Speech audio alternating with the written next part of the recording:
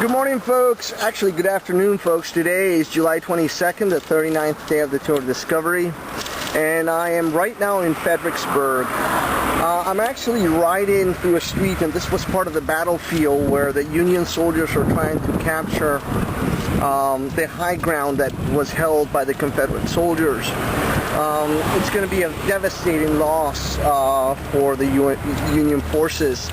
This is going to be Robert E. Lee's easiest success as far as battles are concerned in the entire war. There'll be 18 attempts to take a place called the Sunken Wall, and in the pictures you'll see, I'm taking pictures just of a stone wall that was next to actually the sunken road that was next to the major road at the time. And between the wounded, the missing, and the dead on both sides, there's going to be a loss of 100,000 individuals here. And that's a huge number. That's a huge number. This is the bloodiest between the 4 battles that will be fought in the area, not just this one. This is one of the 4. You're going to have Chancellorsville, you're going to have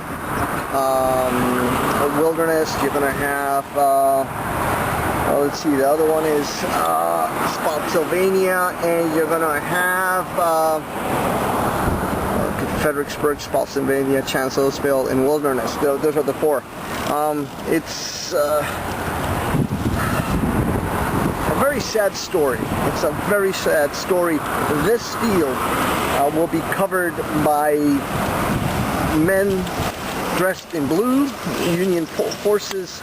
Of course, you know, these streets did not exist back in 1862, but it would be right here. I've been cycling through a part of America that contains terrible loss for both sides.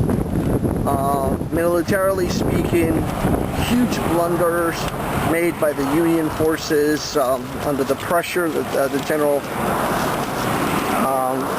is in from actually Lincoln. Lincoln needs to show results. It's just going to be a nightmare.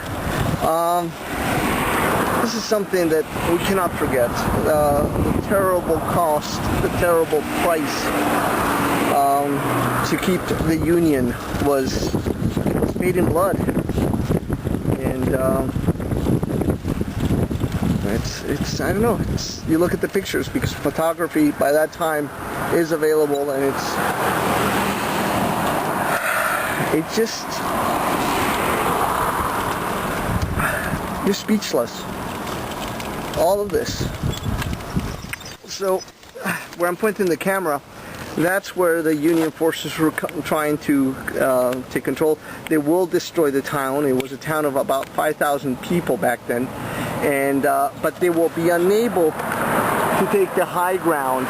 In the position where the camera is shooting up there in that hill, that's where the Confederates are not only going to have the high ground, they're also going to have this stone wall.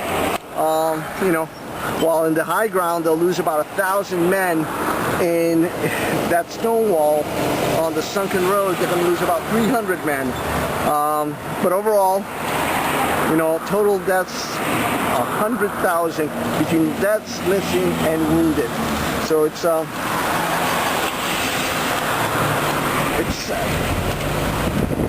between 1862 and 1863 we will have terrible bloodshed in this part of the country. Alright guys, I'll shoot some more video, but in the meantime I will catch you later.